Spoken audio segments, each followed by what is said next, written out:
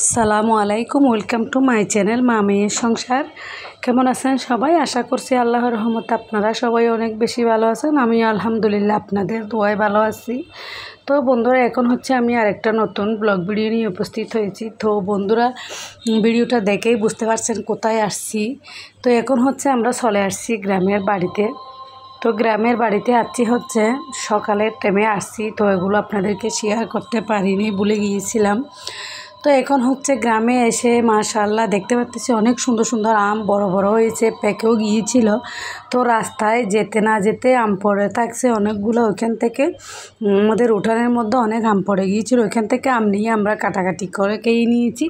এরপরে এখন হচ্ছে উঠানের আশেপাশে পুকুর পাড়ে এদিকে হচ্ছে একটু ঘোরাফেরা করতেছিলাম। তো ওখানে তো আমাদের শ্বশুরবাড়ির মধ্যে অনেকগুলা ফ্রুটের গাছ আছে, দেখতে পাচ্ছেন লিচু গাছ, আম গাছ, কাঁঠাল গাছ, জাম গাছ, বিভিন্ন ধরনের ফ্রুটের গাছ আছে। তো গাছগুলো মাশাআল্লাহ একদম নিচে নিচে ছিল। এটা হচ্ছে একটা পুকুর, পানি শুকিয়ে গিয়েছিল তাই পানি কম দেখা যাচ্ছিল। তো কিন্তু বর্ষাকালে অনেক পানি বেশি হয়ে যায়। তো দেখতে পাচ্ছেন এই গাছ থেকে কয়েকটা লিচু নিয়েছিলাম। লিচু আসলেও এখানে অনেক পাখিরা খেয়ে ফেলছিল। এরপরও কয়েকটা যা ছিল সবগুলো এখান থেকে আমার মেয়ে আর আমি মিলে নিয়ে নিয়েছি।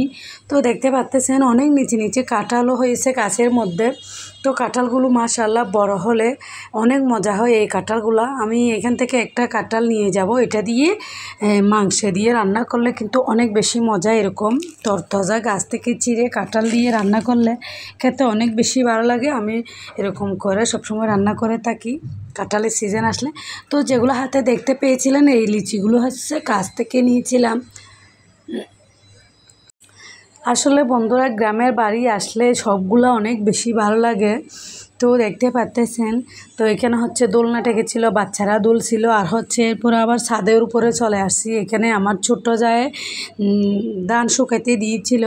তো এখানে আমরা অনেকগুলা ধান পাবো এখান থেকে। এই ধানগুলো আবার নিয়ে বস্তা ভরে রেখে দিব, না হয় বিক্রি করে দিব, এরকমই। তো আসলে গ্রামে আসলে আমাদের যেটা দেখি এটা অনেক বেশি ভালো লাগে। বাচ্চারা তো অনেক বেশি খুশি হয়। তো পরীক্ষার মাঝখানে চলে আসলাম, মেয়েকেও সাথে নিয়ে এই গ্রামের মধ্যে আসলাম, কারণ হচ্ছে আমের সিজনও চলে যাচ্ছিলো। এরপর হচ্ছে আমাদের ধান পেকে গিয়েছিল তাই চলে আসছিলাম গ্রামের মধ্যে।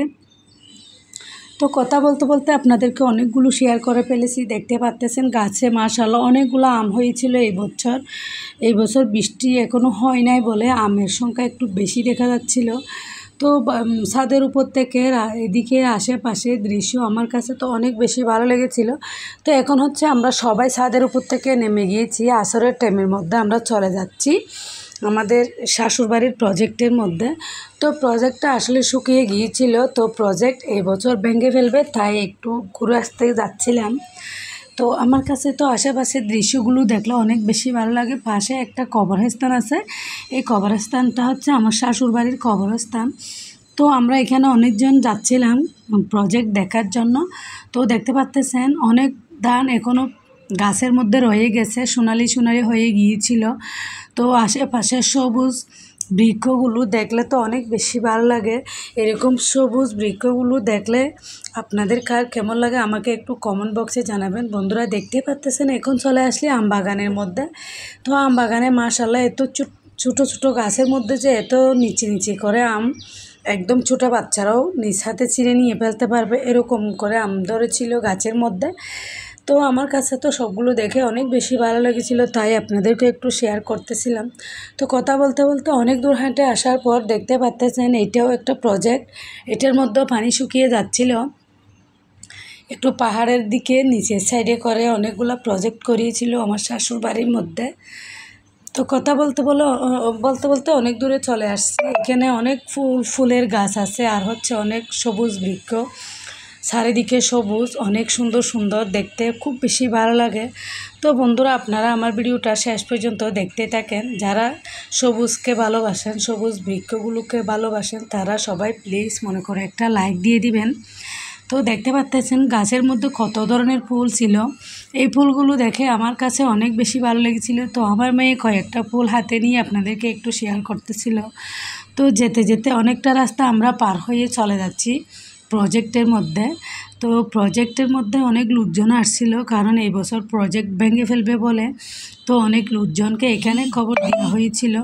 তো কথা বলতে বলতে আমরা ফাইনালি এসে গিয়েছি। দেখতে পাচ্তেছেন প্রজেক্টের পাশে বড় বড় আম গাছ, কিন্তু নিচে নিচে আম হয়েছিল। আমগুলো আমার মেয়েরা কয়েকটা চিড়ে মেরে নিয়ে নিয়েছিল।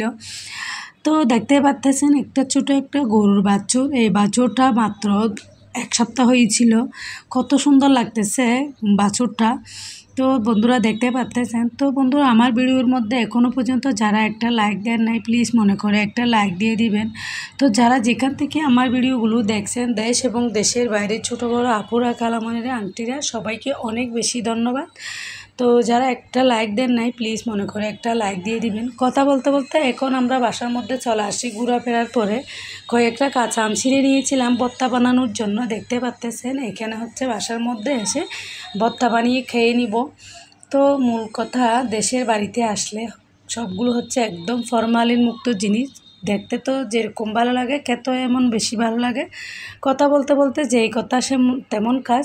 তো একটা বৈঠক ছিল, বৈঠকের মধ্যে সবাইকে নাস্তা দিয়ে দিয়েছিল। তো নাস্তাগুলো খাওয়া দাওয়া শেষ করে এরপর হচ্ছে আমরা আমাদের চট্টগ্রামের বাসার মধ্যে চলে যাব। বন্ধুরা ভিডিওটা হচ্ছে এতটুকু। আসসালামু আলাইকুম, আল্লাহ হাফেজ।